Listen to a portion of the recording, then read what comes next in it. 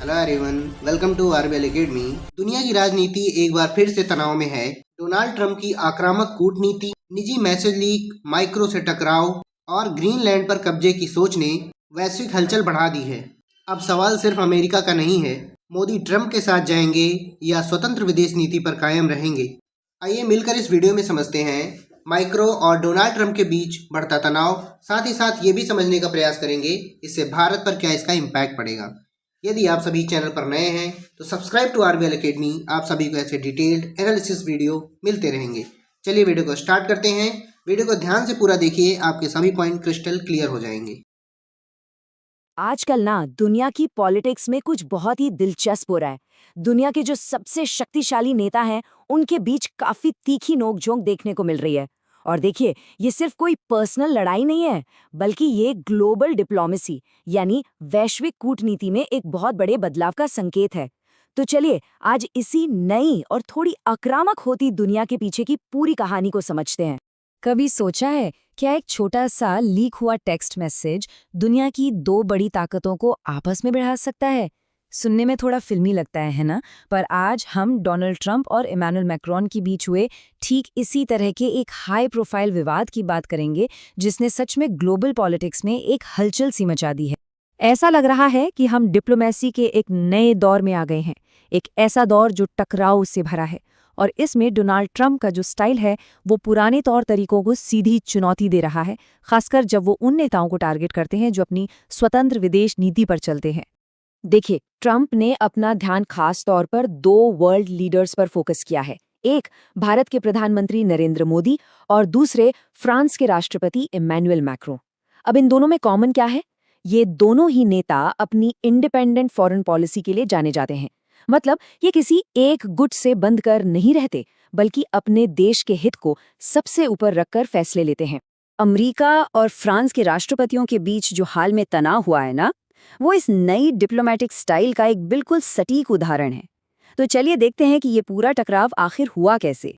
अब ट्रंप की इन आक्रामक कार्रवाइयों के जवाब में मैक्रो ने भी बिल्कुल साफ साफ कह दिया, हम धमकाने वालों की बजाय सम्मान पसंद करते हैं। ये एक बयान ही फ्रांस का पूरा स्टैंड क्लियर कर देता है और दिखाता है कि वो ट्रंप की इस दबाव वाली पॉलिटिक्स के आगे झुकने वाले नहीं हैं। तो देखिए, ये जो डिप्लोमैटिक संकट है, ये कोई एक दिन में नहीं हुआ। इसकी एक पूरी कहानी है। शुरुआत होती है एक प्राइवेट टेक्स्ट मैसेज से जो मैक्रो ने ट्रंप को भेजा। अब ट्रंप ने क्या किया? उन्होंने उसका स्क्रीनशॉट लिया और उसे पब्लिक कर दिया। इसके बाद एक एआई से बनी हुई विवादित तस्वीर पोस्ट की गई और बात यहीं नहीं रुकी। आखिर में फ्रांस पर भारी भरकम आर्थिक प्रतिबंध लगाने की धमकी तक दे डाली गई। ये जो सोशल मीडिया पोस्ट थी ना, जिसमें अमेरिका को कनाडा, ग्रीनलैंड और वेनेजुएला पर कब्जा करते हुए दिखाया गया, इसे सिर्फ एक मजाक समझना गलती होगी। क्यों? क्योंकि ग्रीनलैंड और वेनेजुएला को लेकर ट्रंप की जो असली कार्रवाइयां रही हैं, वो इशारा करती हैं कि इस पोस्ट के पीछे कोई गंभीर इरादा भी हो सकता है। ट्रंप ने इस लड़ाई को और भी आगे बढ़ाते हुए फ्रांस की वाइन और शैंपेन पर 200% का भारी भरकम टैरिफ लगाने की धमकी दे दी। अब ये सिर्फ एक चेतावनी नहीं थी, ये फ्रांस पर एक सीधा आर्थिक हमला था।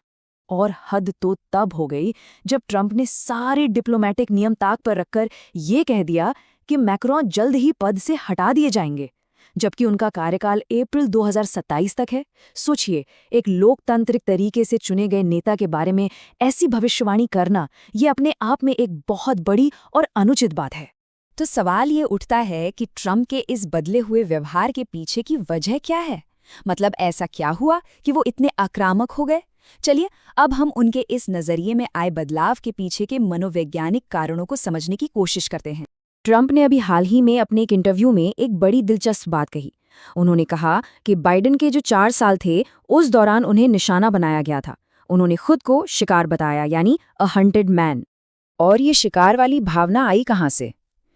देखिए, उन पर लगातार कानूनी केस चले, जेल जाने तक की बातें हुई, और उनके मारे लागो वाले घर पर एफबीआई की जो हाई प्रोफाइल रेड पड़ी, उसे उन्होंने एक पर्सनल बेइज्जती के तौर पर लिया।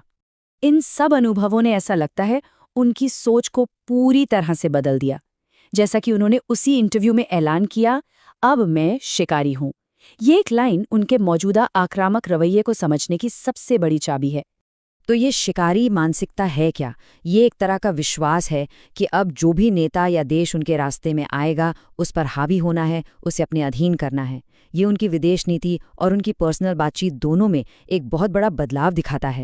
अब दुनिया में जो ये सब चल रहा है, इसका सीधा असर भारत पर भी पड़ता है और इसके चलते नई दिल्ली के सामने विदेश नीति के कुछ बहुत ही मुश्किल विकल्प आ खड़े हुए हैं।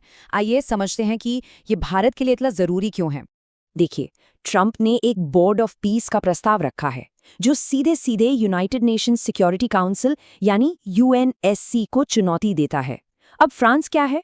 वो यूएनएससी का एक परमानेंट मेंबर है, तो जाहिर सी बात है फ्रांस किसी भी ऐसे ग्रुप का विरोध करेगा जो उसकी पावर और उसके प्रभाव को कम करता हो। इसीलिए वो इस प्रस्ताव को सीधे सीधे खारिज करता है। अब यहीं पर भारत के लिए एक बहुत बड़ी दुविधा खड़ी हो जाती है। एक तरफ फ्रांस जैसा हमारा जरूरी पार्टनर है जो इस बोर्ड का विरोध कर रहा है, और दूसरी तरफ ट्रंप है जो धमकी दे रहे हैं कि जो देश इसमें शामिल नहीं होगा उसे गंभीर परिणाम भुगतने होंगे। तो भारत के लिए ये एक बहुत ही नाजुक स्थिति है जिसमें बहुत सोच समझकर कदम उठाना होगा। चलिए, अब उन लोगों के लिए जो सरकारी परीक्षाओं की तैयारी कर रहे हैं, इस पूरे विश्लेषण के जो सबसे ज़रूरी पॉइंट्स हैं उन्हें फटाफट रिवाइज कर लेते हैं। तो चलिए मेन पॉइंट्स को एक बार फिर से देखते हैं। पहला, ट्रंप और मैक्रोन के बीच का टकराव, जिसमें टैक्स लीग और 200% टैरिफ की धमकी जैसी टैक्टिक्स इस्तेमाल हुई। दूसरा, ये याद रखिएगा कि मैक्रोन का कार्यकाल अप्रैल 2027 तक है। तीसरा, ट्रंप का शिकार से शिकारी में जो साइकोलॉजिकल शिफ्ट हुआ वो बहुत महत्वपूर्ण है। चौथा, बोर्ड ऑफ पीस और यूएनएससी के बीच का संस्थागत टकराव, और इन सब के आखिर में भारत के लिए एक मुश्किल विकल्प कि वो क्या करे। तो आखिर में हम इस एक बड़े सवाल के साथ रह जाते हैं। इस नए और अप्रत्याशित ग्लोबल स्टेज पर भारत को अपने हितों की रक्षा के लिए आखिर कौन सा रणनीतिक रास्ता अपनाना चाहिए? इस सवाल का जवाब ही आने वाले सालों में भारत की विदेश नीति की दिशा तय करेगा। दोस्तों, मैं उम्मीद करता हूँ यूरोपियन यूनियन, यूएसए और वर्ल्ड के बीच में क्या चल रहा है आप सभी को इन डिटेल समझ में आया होगा। आप सभी कमेंट सेक्शन में बताइएगा कि डोनाल्ड ट्रंप की इस अग्रेसिव नीति के बारे में आप सभी क्या सोचते हैं। कमेंट सेक्शन में जरूर लिखिएगा। यदि आप सभी को वीडियो पसंद आई है तो लाइक करिएगा, चैनल को सब्सक्राइब किए बिना मत जाइएगा। आप सभी को ऐसे latest updated video RBL academy पर मिलते रहेंगे। मिलते हैं नेक्स्ट वीडियो में। वीडियो देखने के लिए आप सभी का बहुत बहुत धन्यवाद।